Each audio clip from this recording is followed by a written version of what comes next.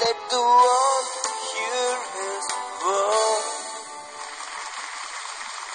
இந்த குயவன் செய்தது போல நான் உங்களுக்கு செய்யக்கூடாதோ என்று எரேமியா 18:6 வாசிக்கிறோம். எனக்கு அன்பானவர்களே, இந்த நாள் தியானத்துக்கு உங்களை அன்போடு அழைக்கிறேன். பிரபல ஆர்கன் இசைக்கலைஞர் மெண்டல்சன் ஒருமுறை ஒரு பேராலயத்தில் மிகப்பெரிய ஆர்கன் ஒன்று இருப்பதாக கேள்விப்பட்டு அதை வாசிக்க ஆசைப்பட்டு அங்கு சென்றார். பேராலயத்துக்கு வந்ததும் அந்த ஆர்கன் இருக்கும் இடத்துக்கு வந்து பேராலயத்தில் இருந்த வயதான ஆர்கனிஸ்ட் ஒருவரை பார்த்து, நான் இதை வாசித்து பார்க்கட்டுமா என்று அனுமதி கேட்டார்.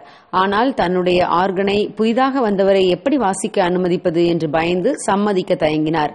தன்னுடைய ஆர்கன் அங்கே இருந்த மற்ற பேராலயங்களின் ஆர்கனை விட மிக பெரியது என்று அதை மிக பெருமையாக எண்ணியதால் யாரையும் தொட அதுவரை அவர் அனுமதிக்கவில்லை. சற்று நேர தயக்கத்திற்கு பிறகு அந்த இசை அமைப்பாளரை வாசிக்க அனுமதித்தார். அவர் அதை வாசித்த போது அந்த இசையில் பூரித்து போன அந்த பேராலய ஆர்கனிஸ்ட் மெண்டல்சன் தோள் மீது கைகளை வைத்துக்கொண்டு மிகுந்த ஆச்சரியத்தில், நீங்கள் யார், உங்கள் பெயர் என்ன என்று கேட்டார். என் பெயர் மெண்டல்சன் என்றார் இசையமைப்பாளர். அப்படியா, பிரபல இசையமைப்பாளர் மெண்டல்சன் என் ஆர்கனை தொட்டார் என்ற பெருமை இப்போது எனக்கு கிடைத்திருக்கிறது என்றார். நல்லவேளை, அந்த வாய்ப்பை நான் தவற விடவில்லை என்றார். ஆம் பிரியமானவர்களே, இதை போலவே நம்மை படைத்த, நம்மை விட மிக மிக ஞானம் நிறைந்த தேவன் நம்மை தொட்டு மிக நேர்த்தியான ஒரு கருவியாக மாற்ற பல சமயங்களில் நம்மை நாம் அனுமதிப்பதில்லை, அவரிடம் நம்மை விட்டுக் கொடுப்பதில்லை. பவுல் அப்போஸ்தலன் மிகப்பெரிய கல்விமான், யூத சட்ட திட்டங்களை கற்றுத் தேறினவன். அவன் இயேசு தன் வாழ்க்கையை தொட முதலில் அனுமதிக்கவில்லை. பிறகு தேவன் அவனை தொட்டபின் தன் வாழ்வை அவருக்கு ஒப்புக் கொடுத்தான். தேவன் பயன்படுத்த தன்னை விட்டுக் கொடுத்ததால் மிகப்பெரிய அப்போஸ்தலனாக மாறினான்.